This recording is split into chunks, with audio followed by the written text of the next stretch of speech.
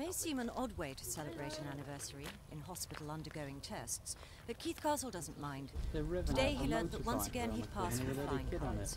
Now he's planning to go back to work, probably importing glass for the building trade. But Keith and his wife Doreen still don't really believe it's all happened. Well, actually, this 2 years has gone like a bullet, but it's still fabulous. Yeah. And what about the tests? Don't you resent having to come in round about your anniversary time too? Sure, you're not lucky enough to be able to come up and do them. That's what it's all about, really, isn't it? And I gather they've gone well, have they, this time? Yeah, brilliant. No problems at all? No, no problems as such, you know. Naturally, we haven't got the full results through, but they're so good that they're enough for them to chuck me out on at this stage. Keith celebrated with a spin on a borrowed bike, but through all the anxiety and excitement of his operation recovery, his wife Doreen has had to learn not to worry too much. Well, I mean, he was decorating a couple of days before he went in for his test, so I know there was nothing wrong.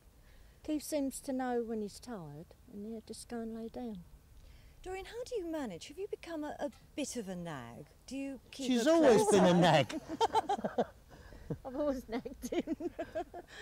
Do you find yourself tempted to nag him a bit more since the operation, or have you given up?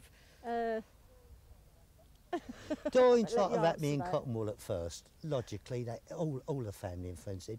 But no, I didn't want it and I wasn't going to have it. So now they don't.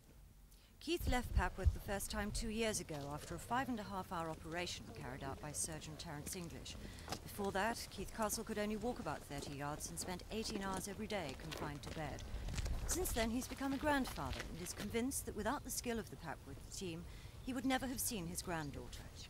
I think for the last 2 years I've overdone it, possibly to the detriment of our family life. Well, now I find a happy medium. That's why all that ties up with work and everything, finding the ideal medium now. This afternoon, the Castles headed off to their home in Battersea, and a pile of anniversary